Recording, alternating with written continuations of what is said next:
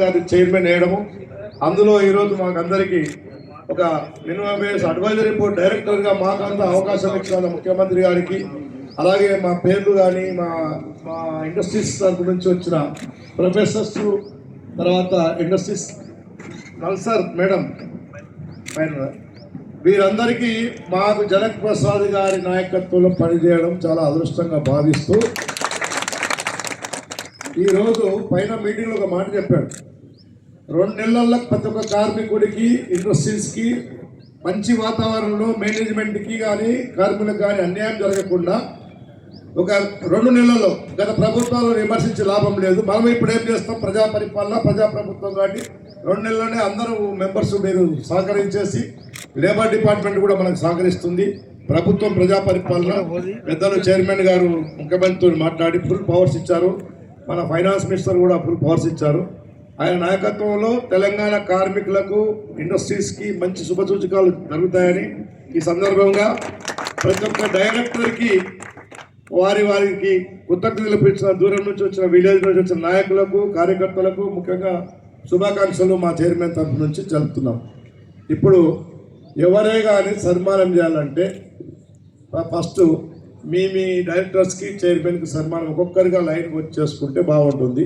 మా Gandhinagar contester corporator గుర్రం చంద్రకళ, గుర్రం శంకర్ గారు డయాస్విక్ రావాలా, బాబ్జీ గారు డయాస్విక్ రావాలా, మన సీనియర్ నాయకులు మన దగ్గర గాంధీనగర్, మాది కూడా గాంధీనగర్ లోకల్ కాబట్టి ఒక 2-3 లీడర్స్ సీనియర్ నాయకులు ముందు వేదికకు వచ్చేసి మేము ఈ కమిటీని, ఈ మా చైర్మన్ని తర్వాత ఘనంగా సన్మానిస్తాం మేము గాంధీనగర్ తరఫు నుంచి.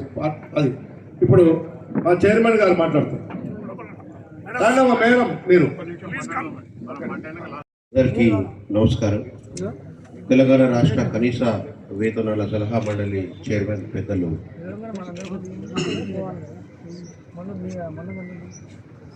అదేవిధంగా ఈరోజు నేను ఇండస్ట్రీస్ తరఫుకెళ్ళి మెంబర్గా నామినేట్ చేయబడ్డాను. సార్ గురించి నాకు చాలా తెలుసు. చైర్మన్ గారు అత్యంత అనుభవజ్ఞుడు.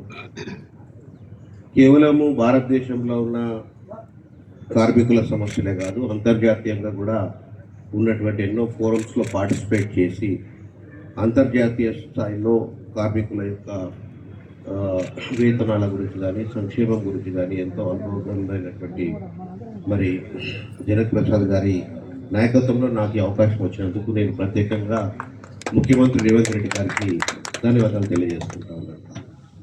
ఈరోజు సమాజంలో కార్మికులు ప్లస్ యాజమాన్యం, ఇవి రెండు కూడా చాలా ఇంపార్టెంట్ రోల్ ప్లే చేస్తారు. యాజమాన్యం సరిగ్గా బిహేవ్ చేయకుండా, కార్మికులు సరిగ్గా బిహేవ్ చేయకుండా మనకు కష్టపోయేది మనం. ప్రపంచం మొత్తం చాలా రకాలైనటువంటి మార్పులు జరుగుతూ ఉన్నాయి. అదేవిధంగా భారతదేశంలో కూడా ఒక రాష్ట్రానికి ఇంకొక రాష్ట్రం పోటీపడి మరి పరిశ్రమలు స్థాపించి ఉపాధులు కల్పన చేయడము, వస్తువు ఉత్పత్తి చేయడము, ఇవన్నీ కూడా చేయాలనేటువంటి ఆలోచన చేస్తున్నటువంటి క్రమంలో యాజమాన్యము, కార్మికులు ఇద్దరు కూడా ఒకరినొకరు అర్థం చేసుకొని ఈ యొక్క పరిశ్రమలని విజయవంతంగా నడిపించుకోవడం ద్వారా మన సమాజానికి ఎంతో ముఖ్యమైన అవసరం పడుతుందని చెప్పి నేను భావిస్తూ, తప్పకుండా మరి సార్ యొక్క నాయకత్వంలో ఈ యొక్క సలహా మండలి చాలా విప్లవాత్మకమైనటువంటి, ఎందుకంటే ఈరోజు ఉదయం ఇంట్రడక్షన్ స్పీచ్లోనే వారు చాలా బ్రహ్మాండమైనటువంటి వారి యొక్క విజన్ని తెలియజేయడం జరిగింది. ఆ విజన్ని సఫలం చేయడం కోసము, సాధించడం కోసము అందరం కూడా కృషి చేస్తామని చెప్పి మీకు తెలియజేసుకుంటూ, నాకు ఈ అవకాశం ఇచ్చిన మీకు ధన్యవాదాలు తెలియజేస్తూ, అదేవిధంగా ప్రత్యేకంగా నా పేరు నర్రా రవికుమార్. నేను టిక్కీ అనేటటువంటి సంస్థ, Dalit Indian chamber of commerce and industry అనే సంస్థకి జాతీయ అధ్యక్షుడిగా పనిచేస్తూ ఉన్నాను. మాకు అన్ని రాష్ట్రాల్లో, వివిధ విదేశాల్లో శాఖలు ఉన్నాయి.